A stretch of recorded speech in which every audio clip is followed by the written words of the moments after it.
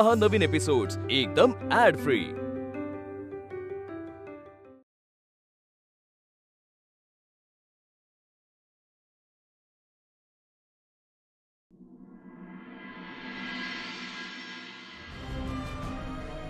मला सांग माझा फॉल्ट काय होता?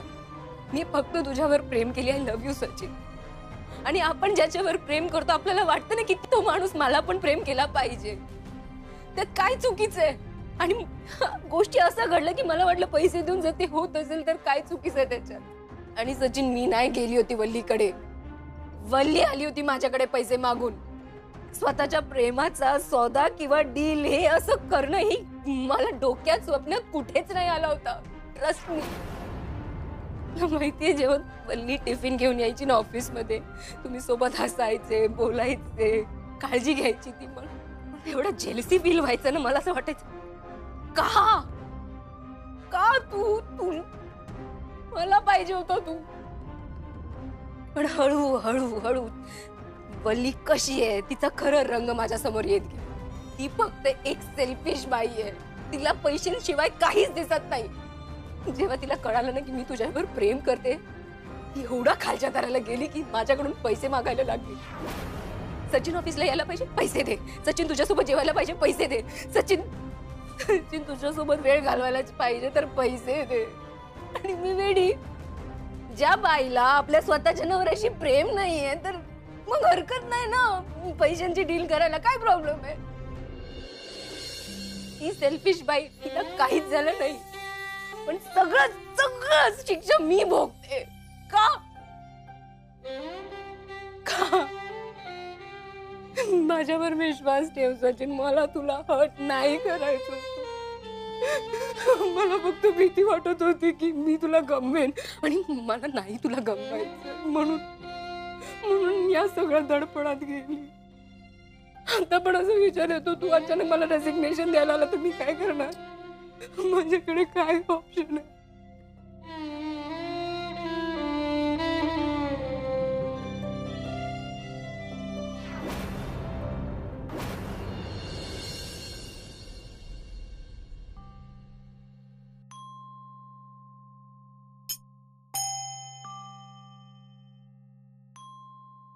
मॅडम सॉरी, पण एवढं सगळं झाल्यानंतर मी नाही हा जॉब करू शकत। सॉरी।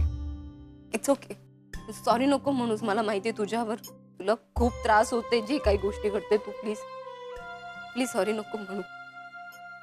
खरं सांगू हे सगळं आपण नाही स्टार्ट केलं, तिसऱ्या व्यक्तीने स्टार्ट केलोय आणि त्याची शिक्षा तू आणि मी भोगतोय। मला सांग हे सगळं कुठून स्टार्ट झालं? वल्लीची चूक आहे ना? तुझा आणि माझा काय फॉल्ट आहे? काहीच नाही। अरे वल्लीने तर आपल्या दोघांना वेडा बनवलाय, काय करून ठेवलं आपलं। तिने तुला हर्ट केलं तर केलं, माझं पूर्ण आयुष्य तिने स्पॉइल केलं रे। असं कसं करू शकते ती? माझ्या आयुष्यात आता काहीच उरलं नाहीये, काहीच नाही। सचिन मला ना फक्त तुझा वेळ, तुझ्या सोबत एवढंच पाहिजे होता, म्हणून मी हे सगळं पैशात फसली रे। पण काय झालं बघ ना, मी तुलाच गमावलं। ज्याच्यासाठी एवढं सगळं केलं तोच माझ्याकडे नाहीये आता। आणि वल्ली सारखी बाई कोणालाच मिळाली नाही पाहिजे। एवढी चुकीची बाई आहे ना ती, नाही मिळायला पाहिजे कोणाला। आणि खास करून तुझ्यासारख्या प्युअर हार्ट सोबत असं झालंच नाही पाहिजे। खूप चुकीची बाई आहे ती, खूप चुकीची बाई। मी अजून असं विचार केला ना मला खूप त्रास होते। मला हे आता मला तर सहन होत नाहीये। बघ सचिन, मी तुझ्यावर खूप प्रेम करते आणि मला खरंच तू माझ्या आयुष्यात हवंय, मला तू पाहिजे माझ्या लाईफ मध्ये, नाहीतर मी वेडी होणार। मला नाही होते। मॅडम काय करतात? हो मॅडम थांबवा। सचिन प्लीज तू नको थांबव मला प्लीज।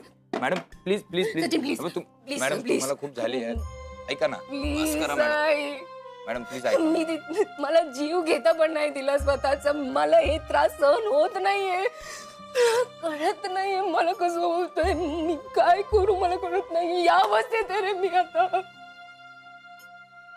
माझे नाही होत सचिन, माझे खरंच नाही होत। मी दुसऱ्यांची चुकाची शिक्षा भोगते। नाही चुकीचं आहे।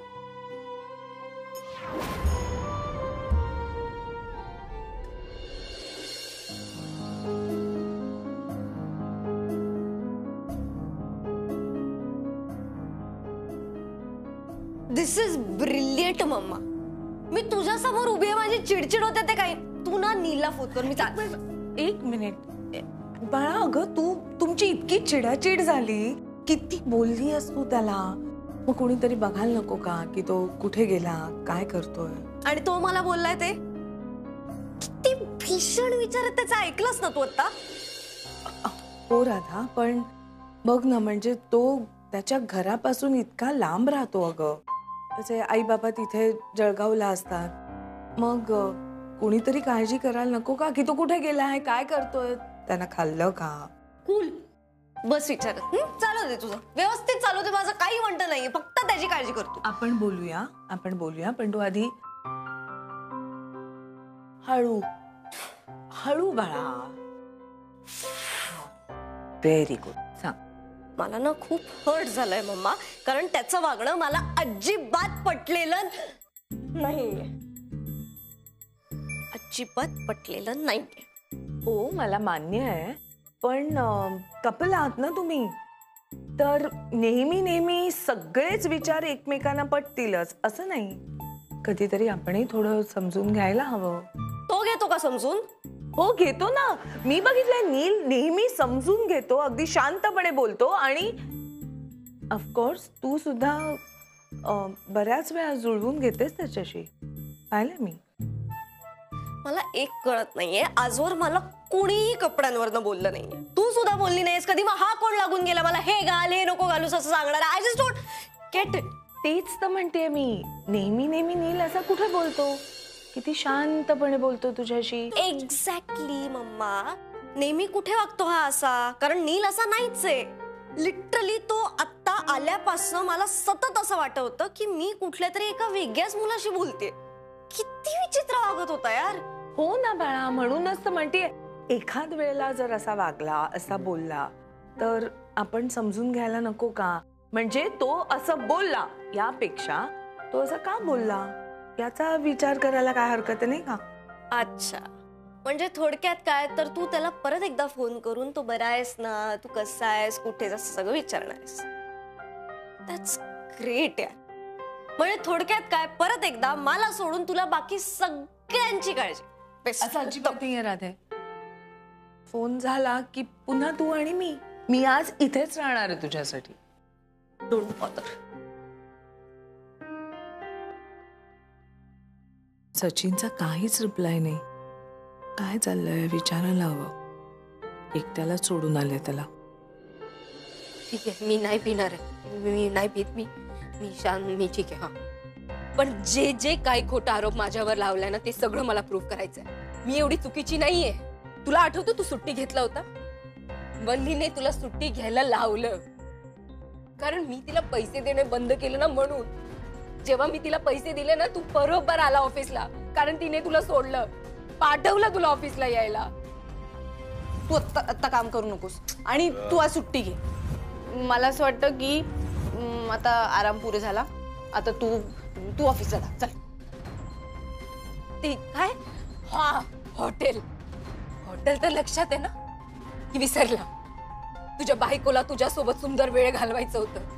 तिला काय तुझ्यासोबत सुंदर वेळ घालवायचं नव्हतं सचिन. तिला फक्त मला दाखवायचं होतं की बघ माझा नवरा कसं माझ्या बोटांवर फिरतो, माझ्या इशाऱ्यांवर फिरतो, आणि तू फिरत होता. ऐक ना, मी काय म्हणतेय, तू आज ऑफिसला जाऊ नकोस. का? वल्ली हट्ट करते खूप, तिला बाहेर घेऊन जायचंय. आम्ही आज हॉटेलमध्ये जाणार आहोत, गोल्डन पेटल. तिकडे जाणार आहोत आज आम्ही. तुम्ही पैसे पाठवा ना मला. मी सचिनला पाठवते ऑफिसला. तिने मला तिथे बोलावला होता सचिन. मी नाही आली होती स्वतःहून, आणि तिने माझंच इमेज तुझ्या समोर खराब केलं. मला सांग आता, ह्या सगळ्यात माझी चूक काय? कुठे मी चुकीची?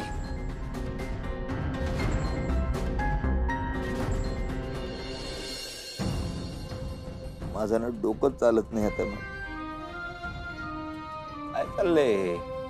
कसं बाहेर पडायचं या सगळ्या विचारांना?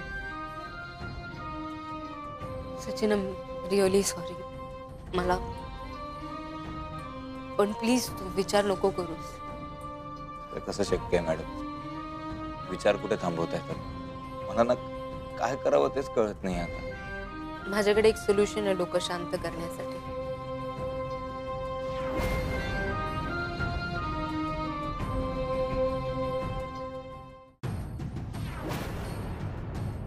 नाही मॅडम, सॉरी, मी नाही ड्रिंक करत.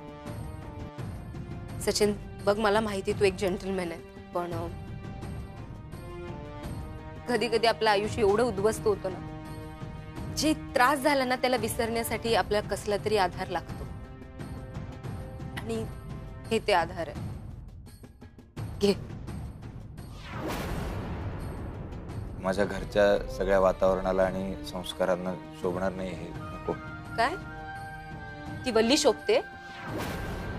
पैशांसाठी जे काय हवरटपणा करते ती ते शोभतं तुमच्या संस्काराला? कसं रे तू?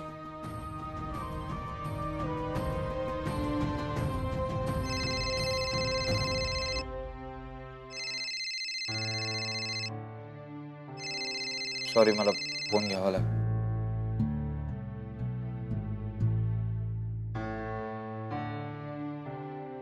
हा वहिनी, बोला ना.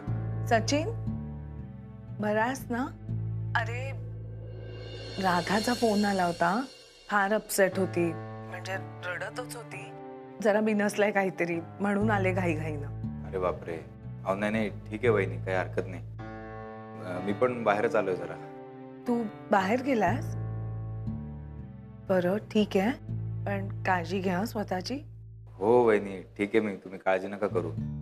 एकटं घरात बसणं जरा, उगाच परत तेच तेच विचार येतील म्हणून आलोय बाहेर. बरं झालं. हा असा विचार करतोयस हे ऐकून बरं वाटलं, आणि तुला स्वतः यातून बाहेर पडावं असं वाटतंय हे फारच चांगलं सचिन. पण प्लीज काळजी घ्या स्वतःची. मी येते, जरा उशीर होईल, पण येते. अगदीच राधाचं म्हणजे फारच अपसेट असली तर राहीन कदाचित. हो वहिनी, ठीक आहे. तुम्ही माझ्यामुळे तुमचे प्लॅन नका बदलू. मी पण जरा थोडा वेळ बाहेर फिरतो, मित्रांना वगैरे भेटतो आणि जाईनच घरी मग. बरं, पण काळजी घे हा प्लीज. आणि जेवायला विसरू नकोस. मी फ्रीजमध्ये सगळं झाकून ठेवलंय, ते बाहेर काढ आधी थोडा वेळ, मग गरम करून घे ओव्हनमध्ये. गरम केल्याशिवाय खाऊ नकोस हा. वहिनी किती काळजी करता हो. बरं, ठेवते. तू एन्जॉय कर. Take care.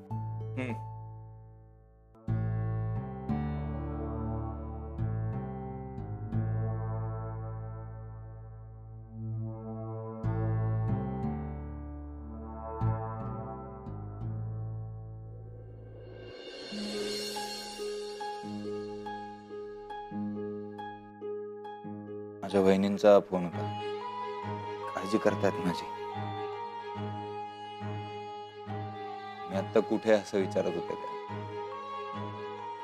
मी नाही सांगू शकलो की इथे येऊन बसलो. खोटं बोलावं लागलं मला. तू असं बोलतोय जसं तू कधीच खोटं नाही बोललं. नाही बोलत मॅडम, मी नाही कधीच खोटं बोलत. मला नाही आवडत. पण बहिणींना जर कळलं असतं की मी इथे, तर त्या खूप काळजी करत बसल्या असत्या. मला थांबूच नसतं दिलं इथे. म्हणून बोलावं लागलं खोटं. मी जर गेलो निघून तर पुन्हा मगासारखं काहीतरी वेडावाकडा विचार कराल, जीवाचं बरं वाईट करून घ्यायची भीती वाटते मला.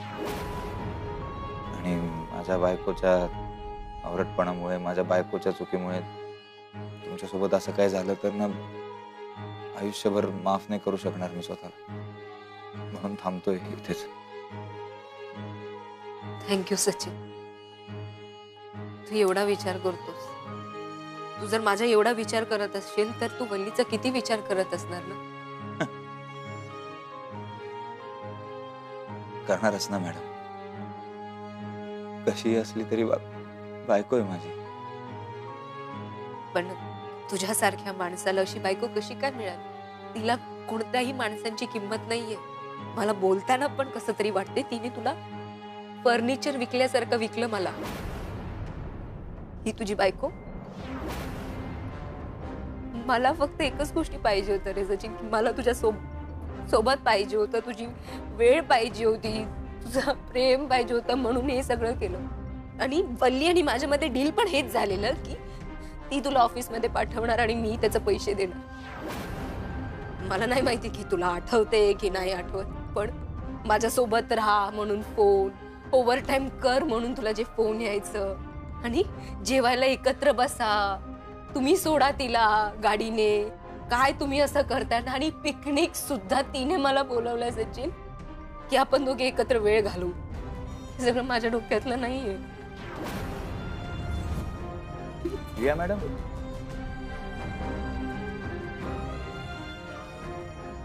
कुठे चाललास? बसतो ना तिकडे. तिकडे नको, तू रिया मॅडम बरोबर गाडी. अरे मी कसं बसू त्या गाडीत? मी नाही बसणार, मी इकडे चालतो. काय करतोयस तू?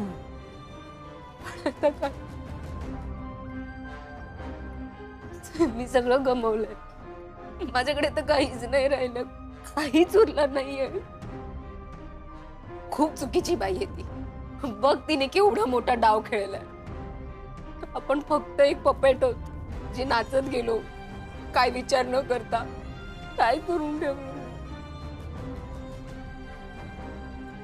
खरंच मला तुझ्यावर प्रेम आहे रे सचिन.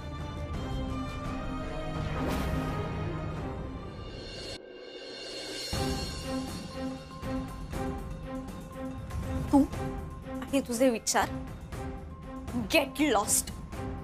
आता मी असेच तोकडे कपडे घालणार. हे बघ नील, मस्त आहे ना, मस्त आहे ना मम्मा. आता मी ह्याच्या खाली मस्त एक स्पगेटी टॉप घालणार आहे. I am going to just be merry. आता काय मूर्खपणा आहे हा? नाही, बघू ना आता तुझं प्रेम टिकतंय का बघू ना. हे बघ, हा पण कापला, हा पण कापला.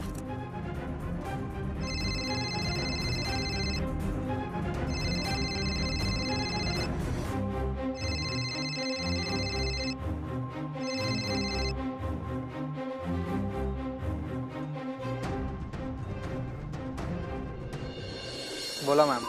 नील, कुठे आहेस तू? इथेच आहे रस्त्यात. तू घरी नाही गेलास? नाही. खाल्लंयस का काही? नाही घरी जा आणि काहीतरी खाऊन घे. मॅम, मला काही खायची किंवा कुठेही जायची इच्छा नाहीये. आपण फोन ठेवूया का? मला आता नाही बोलायचं. असं का करतोयस नील? राधाचा राग तू अन्नावर का काढतोयस? तू एक काम कर, आत्ताच्या आत्ता वाड्यावर जा. माई मावशी असतील तिथे, त्या देतील काहीतरी. मी फोन करते त्यांना. खाऊन घे. नको ना मॅम, प्लीज. नको ना मॅम काय? तुझ्या आई बाबांनी किती विश्वासाने तुला पुण्याला पाठवलं राहायला. मग त्यांना वाईट वाटेल, त्यांना काळजी वाटेल. असं काहीही करू नकोस. जा बघू आधी. नील, हे बघ, असं समज तुझी सासू या नात्यानं हक्कानं सांगतेय मी तुला. जा बघू आधी. सासू? मॅम, तुम्ही ऐकलं नाही का राधा काय म्हणाली? तिचा माझ्यावर प्रेम आहे की नाही याची तिला खात्री नाहीये. राधा मूर्ख आहे. छोट्या छोट्या भांडणावरून टोक कसलं गाठतं रे? आज हे सगळं असं बोलतं, उद्या गळ्यात गळे घालून फिरा. मला काही ऐकायचं नाही. आत्ताच्या आत्ता वाड्यावर जा आणि काहीतरी खाऊन घे, आणि तिथे पोचल्यावर फोन कर मला. कळलं? करतो. बाय.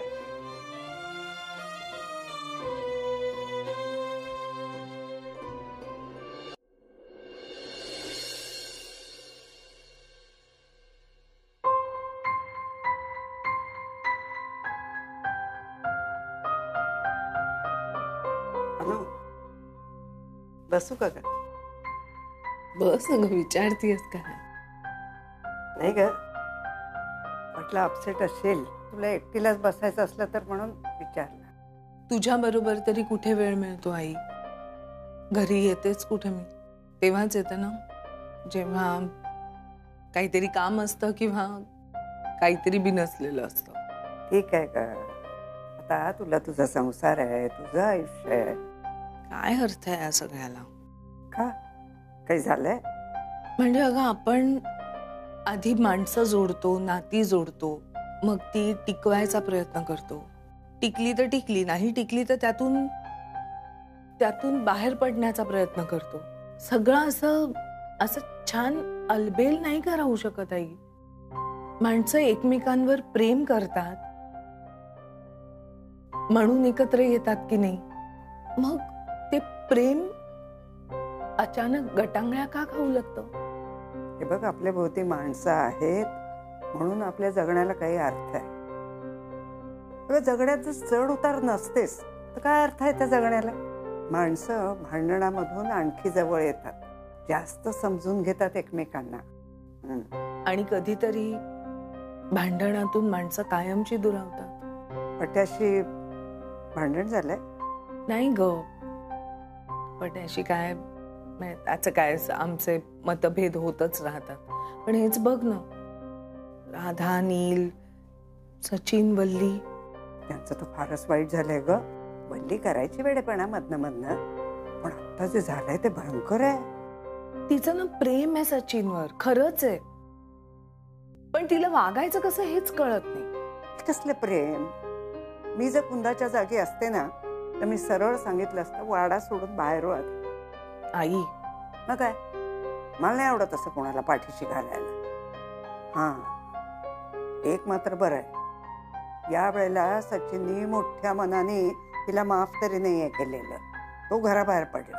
तो चिडलाय खरं तर फार, पण तितकाच दुखावलाही गेलाय ग.